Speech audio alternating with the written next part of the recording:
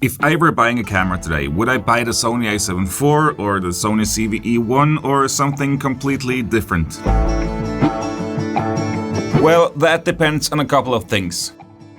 If you're using the camera only for video, we can say that the Sony ZVE1 got a 12 megapixel sensor, the same as in the Sony A7S III, capability of shooting 4K 120 with only a 1.1 crop. It has dynamic steady shot, product showcase, tracking, vlog mode, and different kinds of AI tools, and can shoot in S-Log3 S-Cinetone.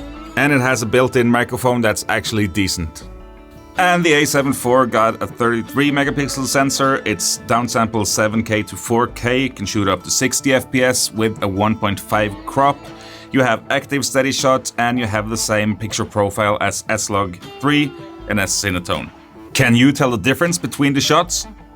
When it comes to shooting in low light, we have always heard that the ZVE1 or the Sony A7S III are great cameras.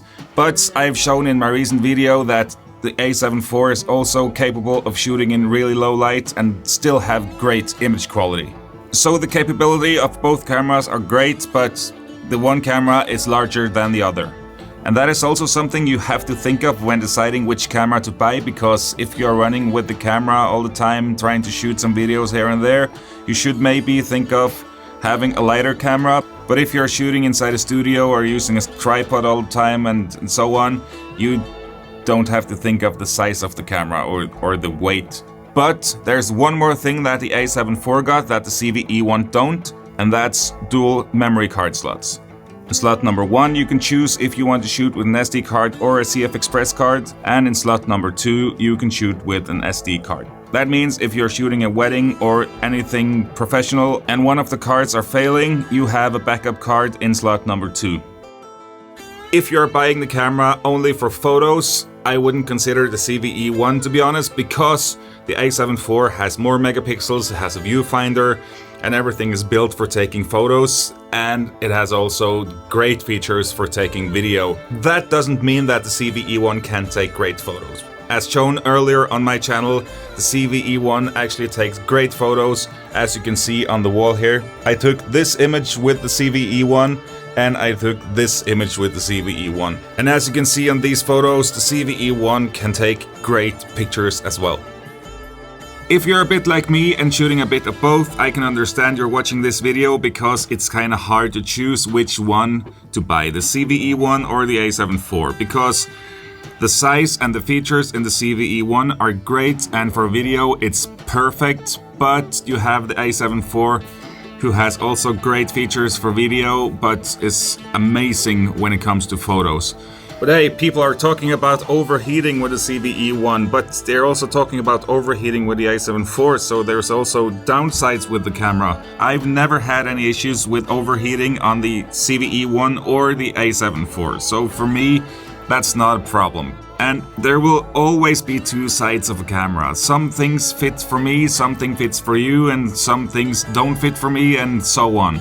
But if you're shooting more video than photo, I would go for the ZVE1, and if you're shooting more photos than video, I would go for the A7 IV, or would I?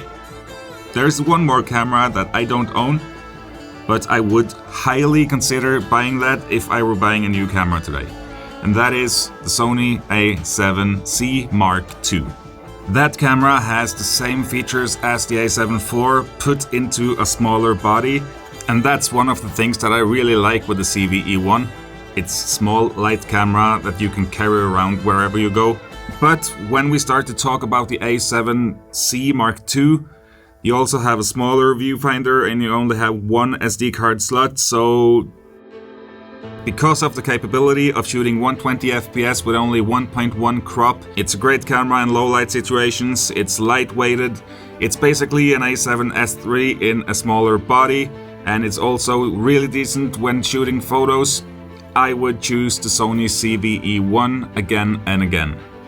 And I think that if the ZVE1 was called A7CS, people would recommend buying that camera over many other cameras. But since it's a CV camera, it's a vlogger's camera, people are talking